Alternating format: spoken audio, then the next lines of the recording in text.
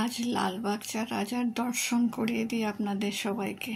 ঘরে বসে লালবাগ রাজার দর্শন করে নিন। এই দেখুন রগুলো দেখছেন, এখন ফাঁকা রয়েছে। এইরকম 30 থেকে 35টা এইদিকে এক সাইডে আছে। আমরা এখন ওটা পার করে এসেছি। এখন ছোট্ট একটা ওভারব্রিজের মতন আছে, আবার ওই রকম 25 থেকে 30টা পার করতে হবে।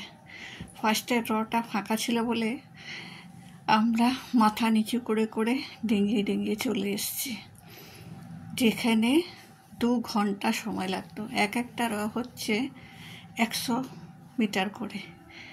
এবার দ্বিতীয় রতে এসেছি। এই দেখুন লাইন করে এঁকে বেঁকে সাপের মতন যাচ্ছে। মাঝে মাঝে যখনই ফাঁকা পাচ্ছি এরকম মাথা নিচু করে গলিয়ে দিচ্ছি। তাতেই আমাদের সময় লেগেছে 3 ঘন্টার উপর। মাঝে মাঝে ফটোশ্যুট হচ্ছে আর তাড়াতাড়ি দৌড়াচ্ছি। তারপর তো ভিড় জমে গেছে। এই যে লালবাগ দর্শন, এটা তো অনেক পরের ব্যাপার, আপনাদের আগেই দর্শন করিয়ে দিলাম, কিন্তু তার জন্য আমাদের অনেক কষ্ট করতে হয়েছে। লালবাগ রাজার দর্শন করা অত সহজ নয়, অনেকের ভাগ্যে থাকে না। আমাদের এখানে অনেকেই আছে যারা লালবাগের দর্শন বছর বছর ধরে রয়েছে। যেমন আমার হাজব্যান্ডই 29 বছর হলো এখানে রয়েছে, 29 ইয়ার্স, কিন্তু এখনও লালবাগের দর্শন হয়নি। প্রতিবারই বলে এই ভিড়ে না দরকার নেই, ঠাকুর আমার মাথায় থাকুক। সিদ্ধিবিনায়কে গিয়েছিলাম 1 জানুয়ারিতে, ওখানেও প্রচণ্ড ভিড় ছিল।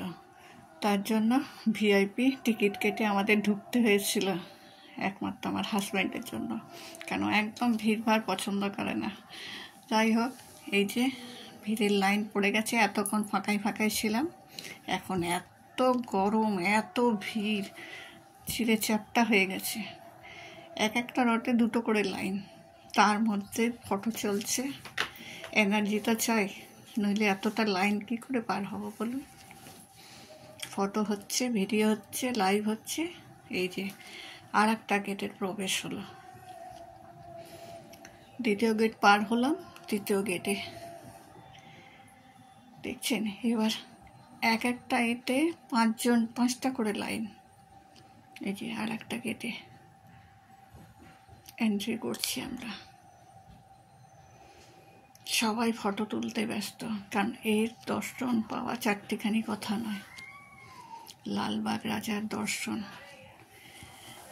এত শরীর খারাপ দিয়েও মনের জোরে বেরিয়ে গেছি, কারণ বছরে একটা দিন তো। লালবাগ রাজার দর্শন করতে কার না ইচ্ছে হয়।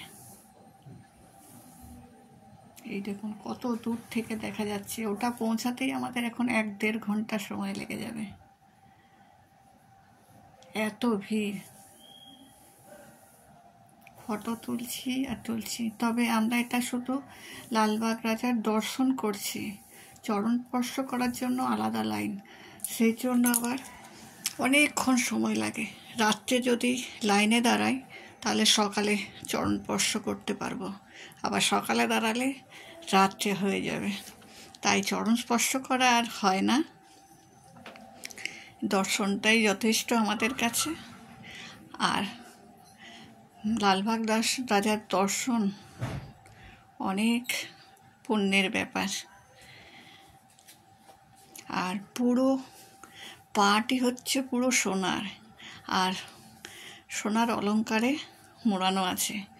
এত কষ্ট করে যে লালবাগ রাজার দর্শনে এসেছি, সেখানে কিন্তু মিনিট খানেকও দাঁড়াতে পারি না, কারণ ওখানে পুলিশের 6 লাভ আর ভলেন্টিয়ার্স রয়েছে। সেখানে বেশিক্ষণ দাঁড়ানো যাবে না, ফটো তোলা যাবে না, একদম এত কষ্ট করে আসা, কিন্তু তাও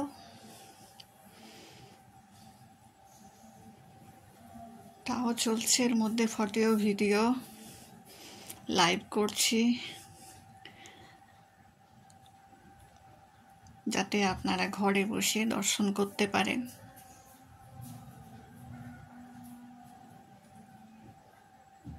এখানে ব্যবস্থা কিন্তু খুব সুন্দর।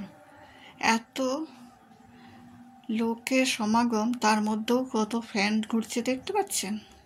চারিদিকে ফ্যান ঘুরছে, উপরে নিচে সাইডে জলের ব্যবস্থা আছে, নিচে কার্পেট পাতা আছে। এখানে গণেশ পুজো তো 10 দিন হয়, এবারে 11 দিন হয়েছে তিথি হিসাবে, তবু প্রচণ্ড ভিড়, লাইন এগোতেই চাইছে না। আর সবারই চলছে ফটো। এই যে কি সুন্দর লাগছে দেখুন।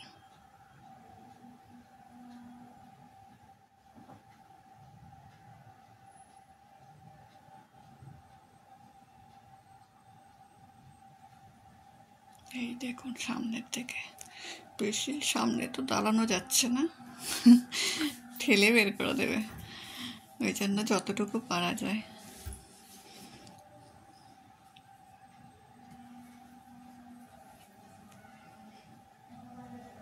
এই ফিরে গুতো গুতি সব কিছুই চলছে, তার মধ্যেও লালবাগ রাজার দর্শন।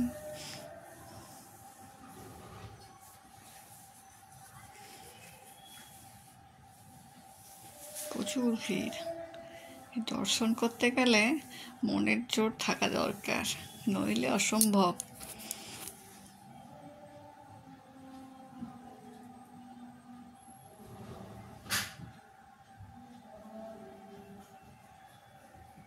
এই দেখুন, আর প্রতিদিনই পোশাক পরিবর্তন করা হয় লালবাগ রাজার।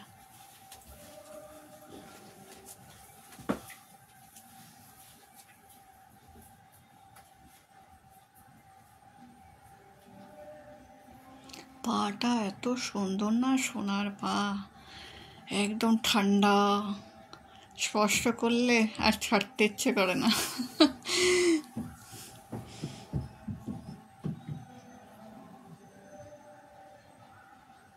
কি ভিড়, কি ভিড়, বাপরে বাপ।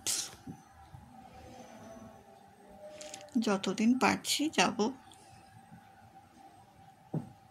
তাও তাপসীর জন্য যাওয়া হয়। এই দেখুন,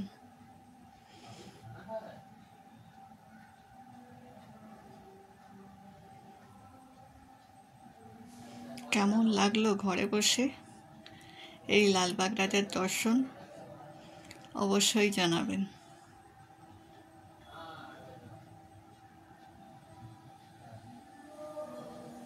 লাইক কমেন্ট করবেন। এই দেখুন সামনে থেকে